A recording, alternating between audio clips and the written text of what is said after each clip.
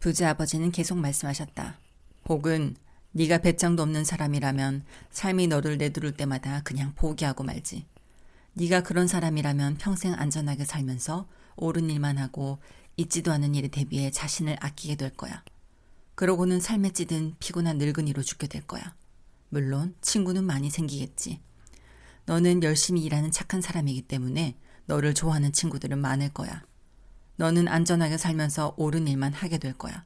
하지만 그건 실제로는 삶이 너를 내두르면서 굴복시키는 거란다. 너는 마음속 깊은 곳에서 위험을 두려워하고 있지. 네가 정말로 원하는 것은 이기는 것이지만 패배에 대한 두려움이 승리에 대한 기쁨보다 훨씬 더 크지. 그래서 너는 안전하게만 살려고 하지. 다시 우리의 눈길이 마주쳤다. 우리는 한 10초 정도 서로를 응시했다. 그러다가 내가 다시 뒤로 물러섰다. 그럼 지금까지 나를 내두르신 건가요? 어떤 사람들은 그렇게 말할 수도 있지. 부자 아버지가 미소를 지었다. 나는 너에게 삶의 맛을 보여줬다고 말할 수 있다. 삶의 어떤 맛을요? 여전히 화가 났지만 이제는 호기심이 일었다. 이제는 배울 준비까지 되어 있었다. 너희는 그래도 나에게 돈 버는 법을 가르쳐 달라고 부탁을 했다. 나를 위해 일하는 직원들이 150명도 넘지만 지금까지 나에게 돈에 대해 배움을 요청한 사람은 단 한 명도 없었어. 그들은 일자리와 봉급에 대해서만 얘기를 했지 배움에 대해서는 얘기하지 않는단다. 그래서 대부분은 좋은 시절을 돈을 위해 일하면서 보내고 자신들이 무엇을 위해 일하는지 제대로 알지 못하지. 그래서 마이크에게서 네가 돈 버는 법을 배우고 싶다는 얘기를 들었을 때 나는 현실 생활에 밀접한 강좌를 하나 마련했다. 물론 나는 얼굴이 창백해질 때까지 얘기는 할 수 있다. 하지만 그러면 네가 귀를 기울이지 않을 거야. 그래서 나는 네가 귀를 기울이도록 삶이 너를 조금 내두르도록 만들었지. 그래서 너에게 10센트만 주기로 결정한 거다.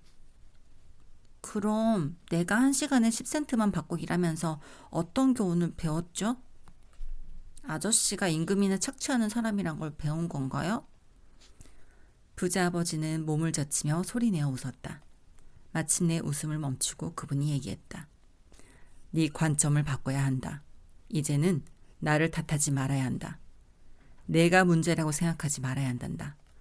내가 문제라고 생각하면 너는 나를 바꿔야 한다. 그러나 네가 문제라고 생각하면 네 자신을 바꿀 수 있다. 그러면서 무언가를 배우고 더 현명해질 수 있지. 대부분의 사람들은 다른 사람은 변하기를 원하면서 자신은 변하지 않는단다. 이 점을 명심해라. 다른 사람보다 자신을 바꾸는 것이 더 쉽다. 무슨 말인지 모르겠어요. 네 문제들에 대해 나를 탓하지 말아란 뜻이다. 부자 아버지는 조금씩 조급함을 보이면서 말했다. 하지만 아저씨는 나에게 10센트밖에 주지 않잖아요? 너는 그 일에서 무엇을 배우고 있니? 아저씨가 싸구려라는 걸 배우고 있죠. 그것 봐라. 너도 결국 내가 문제라고 생각하지 않니? 하지만 그렇잖아요. 글쎄, 그런 태도를 버리지 않으면 아무것도 배우지 못한단다. 내가 문제라는 태도를 버리지 못하면 너에게는 어떤 선택이 남아있지?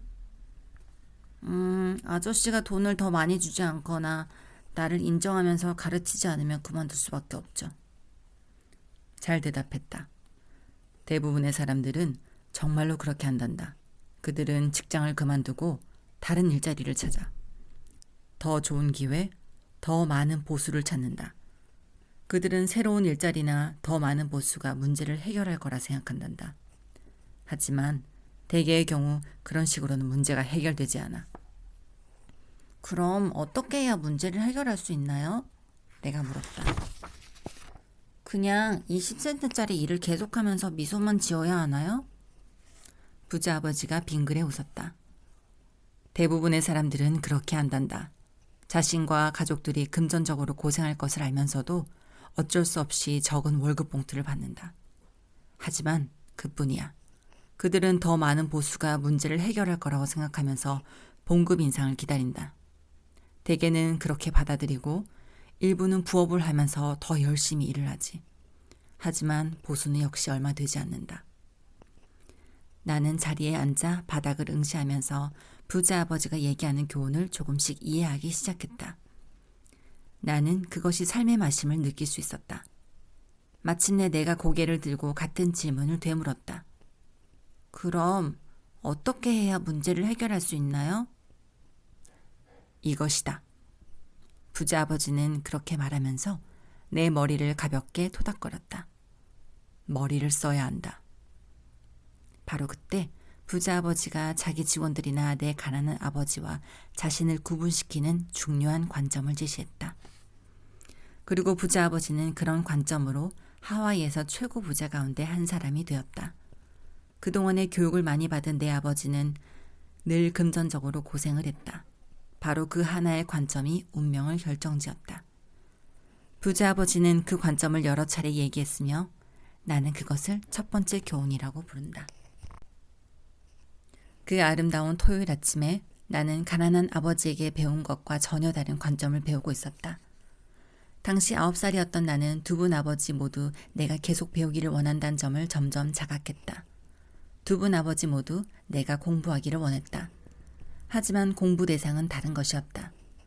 교육을 많이 받은 내 아버지는 당신이 한 일을 나도 그대로 하길 권장했다. 얘야, 나는 네가 공부를 열심히 해서 좋은 성적을 얻고 그렇게 해서 안정된 직장을 갖길 바란다. 그래서 가능하면 월급을 많이 받아야 한단다. 반면에 부자 아버지는 돈이 움직이는 방식을 배워서 돈이 나를 위해 일을 하게 만들도록 해야 한다고 얘기했다. 나는 이런 교훈을 교실에서가 아닌 그분의 도움으로 삶에서 배우게 되었다. 부자 아버지는 계속해서 첫 번째 교훈을 얘기했다. 네가 1시간에 일하고 고작 10센트만 받는데 화를 낸 것이 나는 기쁘단다. 네가 화를 내지 않고 그것을 기쁘게 받아들였다면 나는 너를 더 이상 가르칠 수 없다고 얘기했을 것이다. 진정한 배움에는 활력과 열정 그리고 불타는 욕망이 필요하단다. 분노가 그 방정식의 큰 부분을 이루는데 열정은 분노와 사랑을 결합이기 때문이지. 대부분의 사람들은 돈에 대해서는 안정을 추구하며 안정감을 느끼려 한다. 그래서 열정이 그들을 인도하지 않고 오히려 두려움이 그들을 인도한다. 그래서 사람들이 보수가 낮은 직업을 받아들이는 건가요? 그렇지. 어떤 사람들은 내가 사탕수수 농장이나 정부처럼 직원들에게 많은 보수를 주지 않는다고 내가 사람들을 착취한다고 얘기한다. 나는 오히려 사람들이 스스로를 착취한다고 얘기한다. 그것은 그들의 두려움이지 나의 두려움이 아니다. 하지만 사람들에게 더 많은 보수를 줘야 된다고 느끼지 않나요? 나는 그럴 필요가 없단다. 게다가 더 많은 돈이 문제를 해결하지도 않는다. 네 아버지를 한번 보렴. 네 아버지는 돈을 많이 벌지만 그럼에도 여전히 대금 청구서를 처리하지 못하고 있다.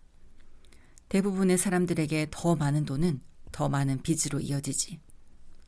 그래서 제 보수가 1시간에 10센트가 된 건가요? 그것이 배움의 일부인가요? 바로 그렇다. 네 아버지는 학교에 가서 좋은 교육을 받았다. 그리고 그렇게 해서 보수가 높은 직장도 얻었지. 하지만 네 아버지는 아직도 돈과 관련된 문제를 갖고 있더구나. 왜냐하면 한 번도 학교에서 돈에 대해 배운 적이 없기 때문이야. 뿐만 아니라 네 아버지는 돈을 위해 일해야 한다고 믿고 있다. 아저씨는 그렇지 않은가요? 나는 그렇지 않다고 할 수 있지. 네가 돈을 위해 일하는 법을 배우고 싶다면 계속 학교에 있거라. 학교는 그것을 배우는데 아주 좋은 곳이야. 하지만 돈이 너를 위해 일하는 법을 배우고 싶다면 나에게서 배워라. 하지만 네가 배우고 싶을 때만이다. 누구든지 그것을 배우고 싶어 하지 않을까요? 그렇지 않다. 그런 관점을 새로 배우는 것보다는 돈을 위해 일하는 것이 훨씬 더 쉽기 때문이지. 특히 돈을 두렵게 생각할 때는 더욱 그렇다. 저는 잘 모르겠어요. 지금은 걱정하지 않아도 된단다. 그냥 대부분의 사람들이 어떤 일을 억지로 계속하는 것은 두려움 때문이라는 것을 알게만 하면 돼.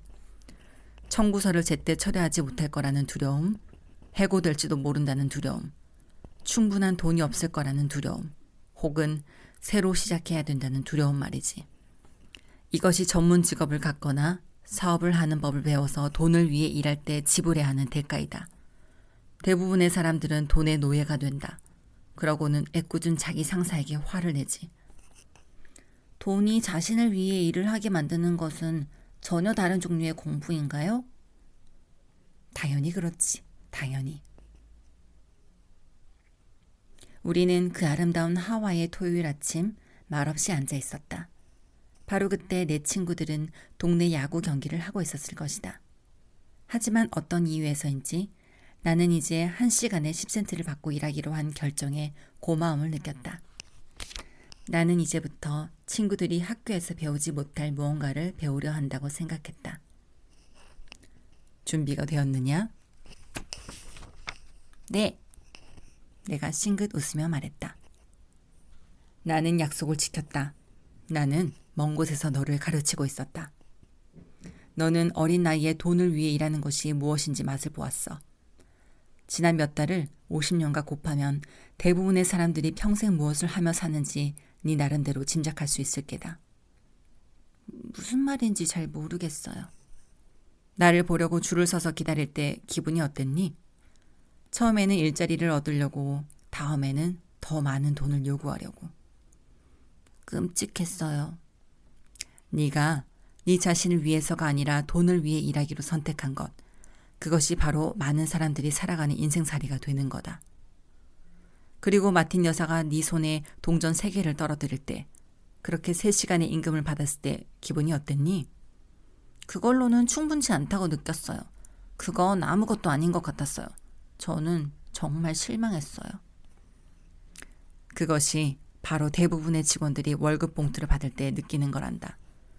특히 그 모든 세금과 이런저런 공제가 있은 후에는 더욱 그렇지. 적어도 너는 세금을 떼지 않은 전부를 받았잖니? 그럼 대부분의 근로자가 급여의 전부를 받지 못한단 말인가요? 내가 놀란 표정으로 물었다. 절대로 전부를 받지 못하지.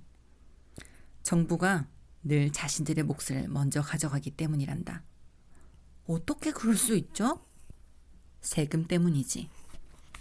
돈을 벌 때도 세금을 내고, 돈을 쓸 때도 세금을 내고, 저축할 때도 세금을 내고, 죽을 때도 세금을 내지.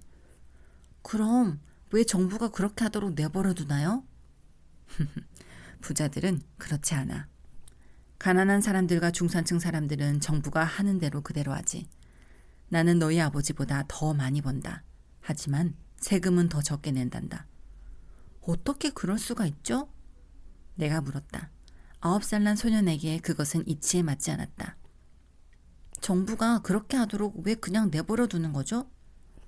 부자 아버지는 말없이 앉아 있었다. 아마도 내가 흥분하지 않고 듣기를 바랬을 것이다. 마침내 내가 흥분을 가라앉혔다. 나는 그런 얘기를 좋아하지 않았다. 나는 진짜 아버지가 세금이 너무 많다고 불평하는 것을 들은 적이 있다. 하지만 아버지는 그에 대해 아무 대응도 하지 않았다. 삶이 아버지를 내두르고 있는 것일까? 부자 아버지는 의자에서 천천히 그리고 말없이 몸을 흔들며 나를 보기만 했다. 내게서 배울 준비가 되었니? 내가 천천히 고개를 끄덕였다. 아까 말한 대로 배울 것이 무척 많다. 돈이 자신을 위해 일하게 하는 만드는 법을 배우는 것은 삶의 중요한 공부이다. 대부분의 사람들은 4년 동안 대학을 다닌 후에 교육을 끝낸다. 나는 이미 돈에 관한 한 내 공부가 평생 계속될 것임을 알고 있다.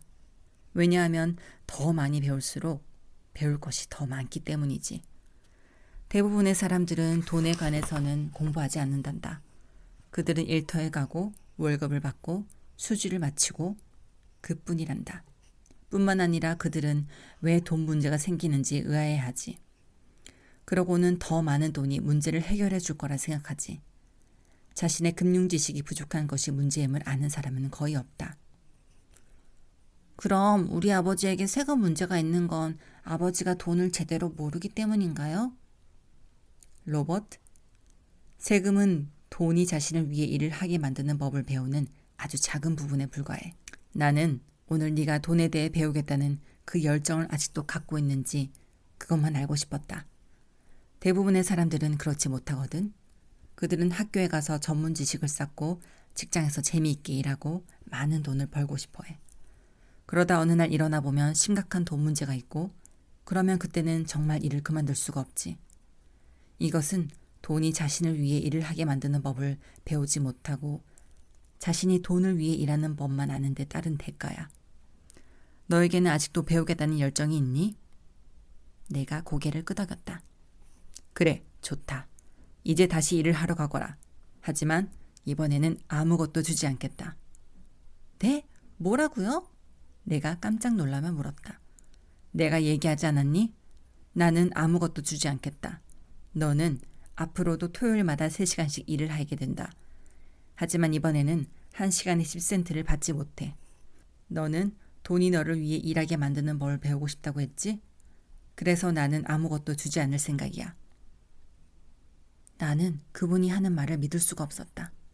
마이크에게도 똑같은 얘기를 했다. 마이크는 벌써 일을 하고 있지. 돈 한 푼 받지 않고 통조림통에 먼지를 털고 선반 정돈도 하고 있단다. 너도 서둘러서 가게로 돌아가야지.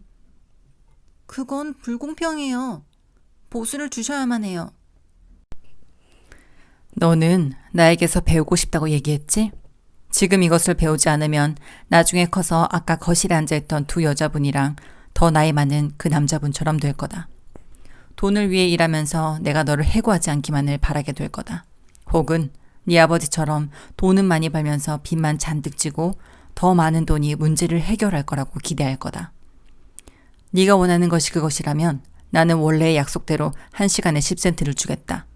혹은 너는 대부분의 사람들이 커서 하는 일을 할 수도 있단다. 보수가 충분치 않다고 불평하면서 그만두고 다른 일자리를 찾는 거지. 하지만 내가 무엇을 해야 하나요? 부자 아버지는 내 머리를 가볍게 쓰다듬었다. 이것을 사용해라. 그분이 얘기했다. 이것을 잘 쓰면 내가 준 기회를 고맙게 생각하게 될 거다. 그리고 나중에 부자도 되고. 나는 아직도 그런 제안에 어안이 벙벙한 채 그곳에 서 있었다. 내가 그곳에 간 것은 임금 인상을 위해서였는데 이제는 오히려 무보수로 일을 할 처지가 되었다. 부자 아버지가 다시 내 머리를 가볍게 쓰다듬으며 얘기했다. 이것을 사용해라. 이제 이곳에서 나가 다시 네 일터로 가거라.